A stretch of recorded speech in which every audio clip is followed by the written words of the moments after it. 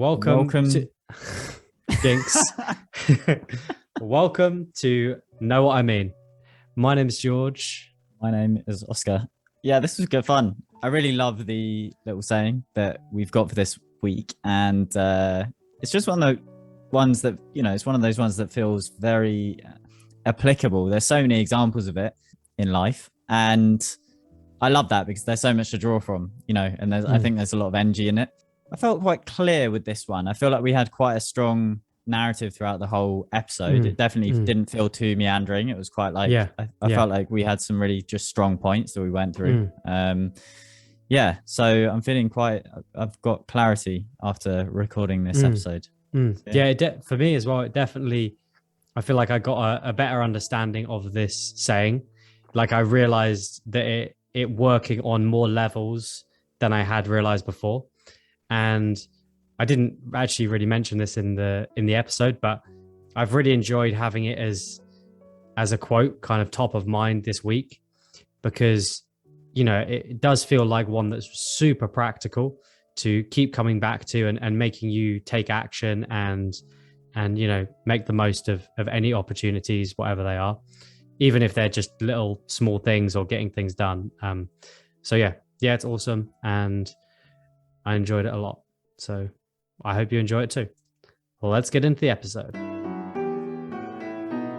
It is not a quote this week. It is a saying that most likely everyone listening will be familiar with, which is strike while the iron's hot. I picked this saying because it's one of those ones that's a bit of an earworm. Like it just pops up in my head many times a week in reference to different things. I suppose it's fairly self-explanatory, but I might describe it in a few other ways just to kind of catch it in as broad sense as possible. So essentially, it's just acting while things are fresh on your mind, really. You might also kind of put it like, you can imagine kind of catching the wind if you are sailing, or, opening the floodgates, like allowing, while there's energy there, allowing that to be caught and utilized. I remember this story that someone told me a few years ago, and I was really trying to look it up, and I did actually find it. So I'm gonna read it out as a good example of striking while the iron's hot. So this is a story about poet Ruth Stone, and it's I'm reading an excerpt by Elizabeth Gilbert talking about Ruth Stone.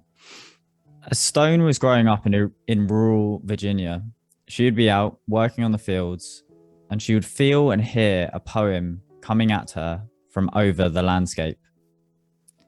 It was like a thunderous train of air, and it would be barreling down at her over the landscape. When she felt it coming, because it would shake the earth under her feet, she knew she had only one thing to do at that point. And that was to, in her words, run like hell to the house, as she would be chased by this poem. The whole deal was that she had to get to a piece of paper fast enough so that when it thundered through her, she could collect it and grab it on the page. Other times she wouldn't be fast enough, so she running and running, and she wouldn't get to the house, and the poem would barrel through her and she would miss it, and it would continue on across the landscape looking for another poet. And then there were those moments when she would almost miss it. She's running to the house and is looking for the paper, and the poem passes through her, and just as it is going through her, she grabs a pencil just as it is going through her, and she'd reach out with her other hand and catch it. She would catch the poem by its tail, and she would pull it backwards into her body as she was transcribing onto the page. In those instances, the poem would come out on the page perfect and intact, but backwards, from the last word to the first.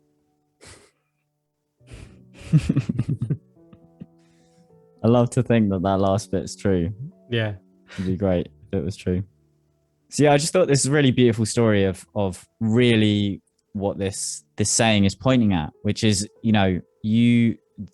there's something really magical and special about really being caught in inspiration and allowing yourself to be totally taken by that inspiration. And I'm not sure if,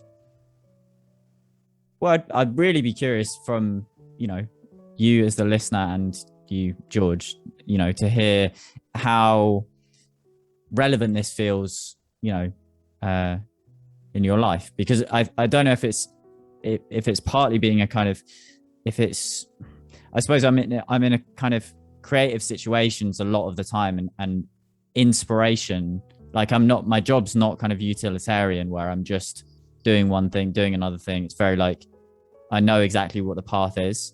It is very dependent on inspiration. It's very dependent on idea generation. And so it feels really applicable to me. But I'm just generally actually curious to hear, what your thoughts are on this saying.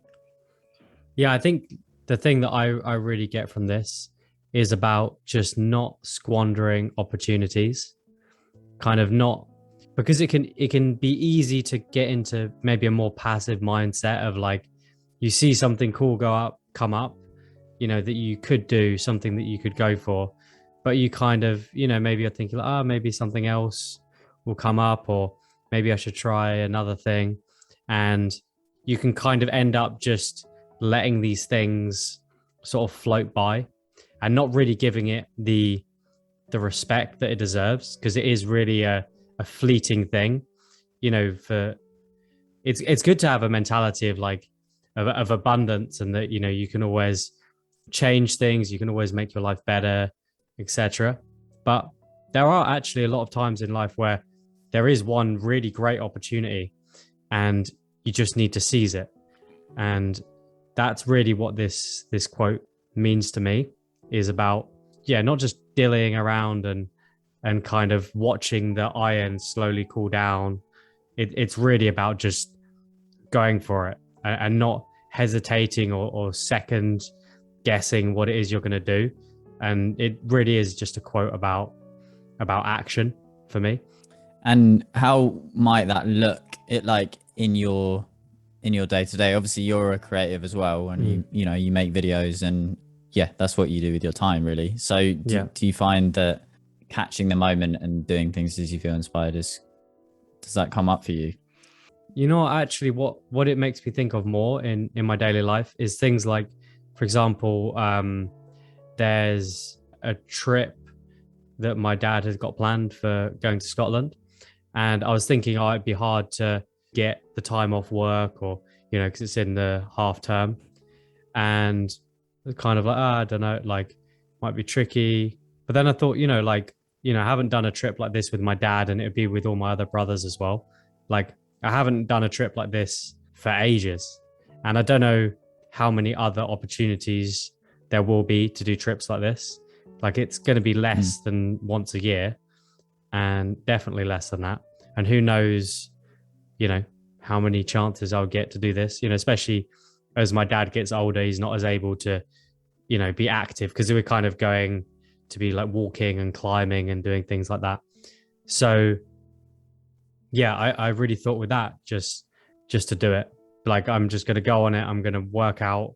I'm just going to let work know and trust that I'll be fine, even though, you know, it's one of the busier times is the half term. And that really felt like one of those moments for me where I was like, man, this is a good opportunity. And this, like, there might be other opportunities in the future, but this is this opportunity, if you see what I mean. This is the only chance to do this trip. You know, the others are all going on it.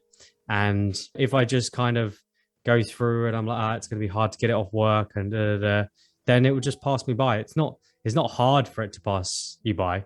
It's like easier to just watch it kind of float away and not really think about it and not give it the importance and urgency that it deserves. There's so many things like that, not just creative things, but like personal things, like spending time or going on holidays that you should go on. Or, you know, it could be something to do with like your career, like just, you know, diving into something and being like, right, I'm going to take this opportunity. Like, I've got a recommendation, or maybe it's an opportunity to move to a different country or to a different city, or whatever it is. Just it's good to be in action and moving and taking full advantage of the opportunities you get, because I see it almost as kind of disrespectful of life that you're going to kind of get all these chances to make your life better and have amazing experiences, and you're just going to kind of, let them just float by without really seizing them and giving them the importance that they deserve. Yeah, no, it's really, I think the word that was coming out when you were talking there was this sense of hesitancy. And I remember it so much from, trying to plan kind of lads holidays and stuff when we were a bit younger, and trying to organize, basically a group holiday with friends, and it's the ultimate opportunity for this sort of hesitancy to come up. It's kind of like, oh, but that's a week in the summer, it's quite expensive. Like I do want to go, but that would mean that I can't do other things, and maybe other people won't. Like, who else is going? Like, I want to know that everyone is going to be going before I put the money down and I say that I'm going to be going.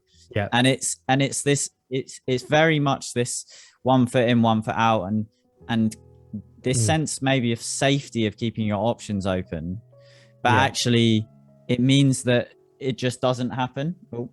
Yeah. Oh shit! I'm being just had another podcast playing in my ear. That was unexpected. Hold on. And my granddad tried to FaceTime me. Not the best moment. So it's this sense of hesitancy, and I get very frustrated with it. Like, obviously it's frustrating to be around people who are being very hesitant about things. Not just because it feels like, and I get frustrated at myself for doing that on occasion as well. Although I do feel like I'm quite good at going for things as they come up, but I think it's about, say with the example of the group holiday, or your example of the family holiday. In that case, the iron's hot, the moment is there. In the case of like organizing a group holiday, it only works with multiple people like committing and contributing. If everyone's waiting for the next person to actually commit, it doesn't happen. And everyone has experiences of that. Like, everyone knows what that feels like, of that frustration of being like, you're not booking on to like, go to a conference with thousands of other people where no one would notice if you didn't go. Like, this plan is now not going to work because of your refusal to commit to it, to actually go for it. And so I think there's like, I guess that's just one example, isn't it? But it is that thing of why do we not strike while the iron's hot? Why do we not go with inspiration? I think it is this sense of hesitancy, and I wonder if actually, just thinking on the spot here, that could quite easily be increasing with the amount of opportunities that are available due to the internet and just consumer culture. And if you've got some money, you're able to kind of purchase and do things, like so many things, that we're almost overwhelmed with the amount of choice, and we're not actually able to, like, for example, watching a Netflix series or something like that. There's so much, like, if only we were to give ourselves to it fully, like we were watching it on kind of old-fashioned TV where you just have to play what was on, we would most likely enjoy it or learn to enjoy it. And yet we spend like hours flicking through Netflix trying to find the kind of perfect show, which is so dissatisfying. So I think the opposite to this saying is a sense of hesitancy. And I think also it's like about a fear of it maybe not going how you want it to.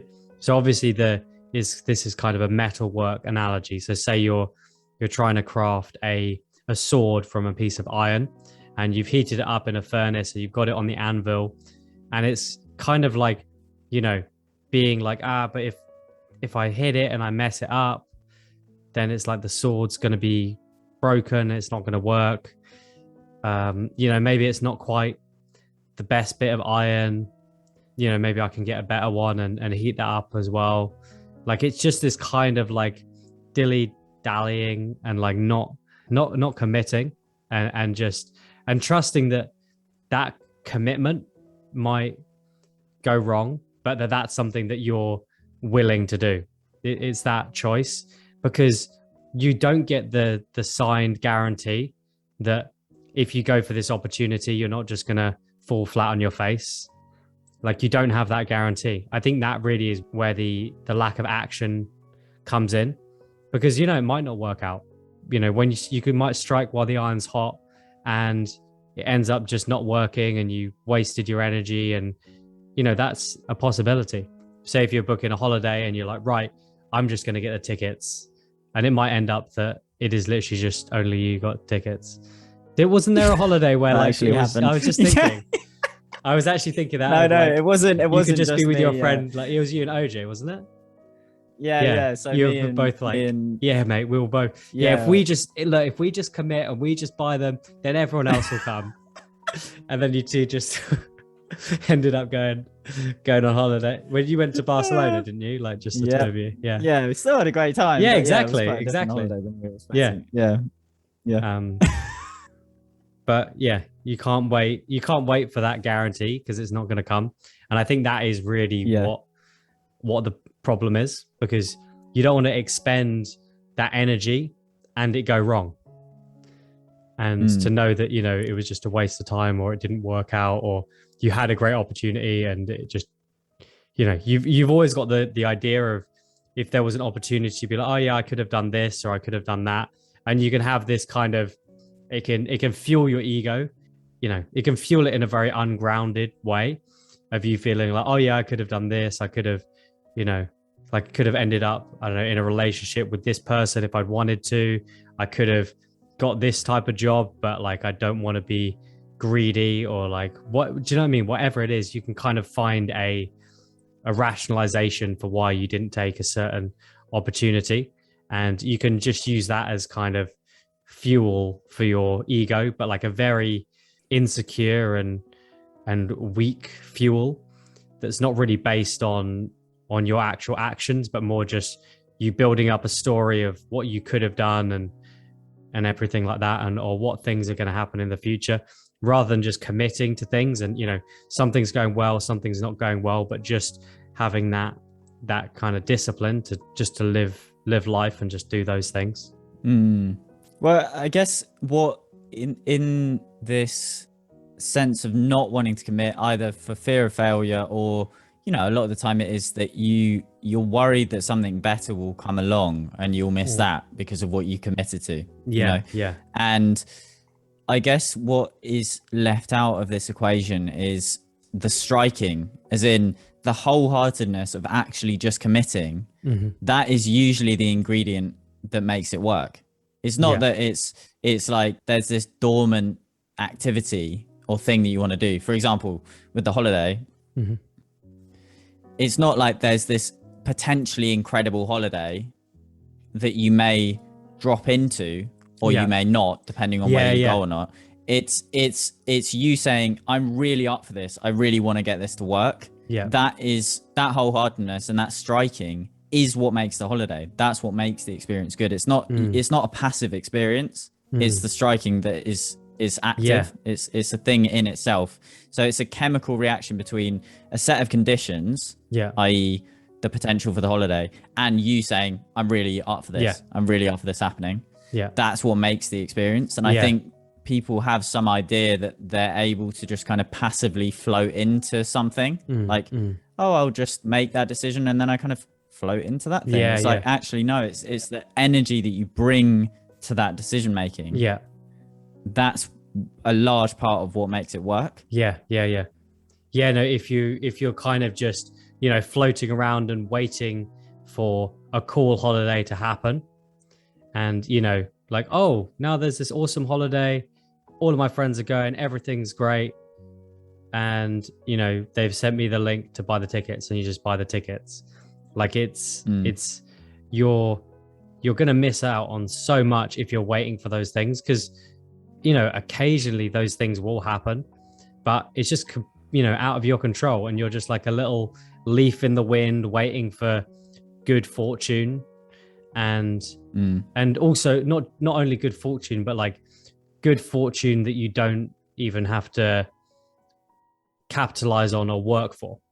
Because we're saying here of like there's lots of little mini opportunities that you can like, boom, let me make something of this. It's like you're saying, there is something powerful in that decision to act and strike while the iron is hot. It's not like because if you don't strike while the iron is hot ever, then nothing's going to ever happen. And it's like realizing that's not going to change. The fact that you're going to need to commit to something, whatever it is. There's actually a story from Milton Erickson, who I've chosen a few of his quotes before, and he was a hypnotist and a psychotherapist, and he had, I believe it was one of his clients, or it wasn't a client, it was someone he knew or had some interaction with. I think it might have been the spouse of a client or something, and they were talking about how they were going to go swimming tomorrow. And Milton Erickson, I believe, was saying, that it was like it's a really nice day to go swimming today. And they were saying like, oh no, it's, I'll go tomorrow, or like I'll go later in the week. And that he then came in contact with this person, like a long time later, and they'd never been swimming. They'd never gone swimming in the sea, like they said, because they didn't realize that you just need to be like, yeah, okay, yeah, let's do today. Let's go. Like that needs to happen on some day. And it doesn't just happen without your input. There's, you can't just, be this, because when you're at work, for example, often, a lot of workplaces are structured so you're kind of just plugged into this and you do what you're told. And if you do the things you're told, you'll end up being productive just by the fact that someone has set up systems to mean that if you take an order for fries and then cook the fries, or whatever it is, the system that you're doing, like even if it's an office or wherever it is, that you're doing it, you don't really need to do anything or like make any decisions. You're more, you make low level decisions, but essentially it's like you have this structure and you just do this. And it's, similar in school as well. But when it just comes to life, you've just got to do it and see like an opportunity and go for it. And there's no one who's going to just guide you perfectly through it.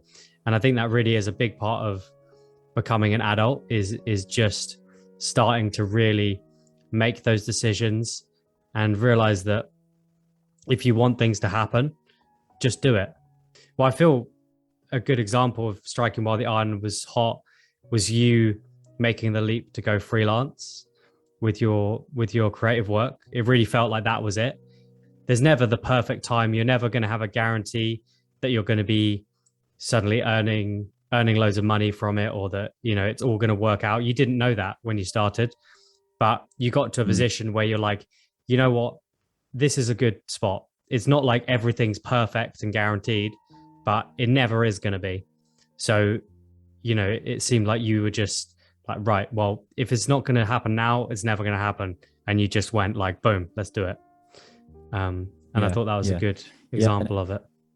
Yeah. And I think that's, I want to acknowledge conditions that made that possible beyond just an intuitive choice. Like I do have safety nets in place. I'm not going to be evicted, and I have support and things. So, it's important to acknowledge that, I guess. But I think with that, it's definitely, this is the reason why I picked this saying really is that I notice it in my life a lot, and I feel like it's been a bit of a training to really be receptive to when this sort of energy of, well, it's an intuitive energy, it tends to be, like a flood of inspiration or really wanting to move into something, and just there being a sense of like, this is this is a really good thing to be doing. This is a really right thing to be doing. And it feels quite clear and pure.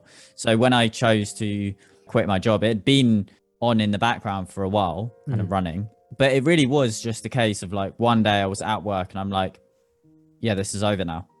You know, it's time for me to make this transition. Like, I had a few commissions lined up. I didn't know what I was doing, you know, beyond the next month. And it was just a very intuitive moment that I knew I had to catch, you know, and I can't say that much more about it really, other than I recognize that sense from loads of other things in my life. And there's a certain aspect of kind of confidence and decisiveness that I think is really like, it's not something I've always had, but it's something that is kind of honed. And it's quite nice, the example of, you know, being a smith and like striking while the iron's hot, because it's obviously a skill that requires a lot of force. And, you know, you become, it's something that you grow confident in. You know, it's like, it's not only just striking while the iron's hot. It's not like anyone just like blindly like shutting their eyes and just like smashing a hammer. You know what I mean? Like it's like, it's you do it repeatedly, you know, it's a repeated striking with, you know, and there's a confidence that builds through that. And I think it's like, you know, I have so many examples. I was just thinking of kind of examples of this just in the last week. You know, they're all really small things, but it's like, well, quite a funny one is that my cat Audrey is constipated at the moment, unfortunately. And she's been to the vet a couple of times. And one person I met, an Uber driver, actually was driving me and Audrey over to the vet, and he loves cats and has like 3 cats or whatever. And he was explaining to me that if you buy pumpkin, cats really like pumpkin, and it's really fibrous and it helps them to like, you know, loosen up a little bit, right?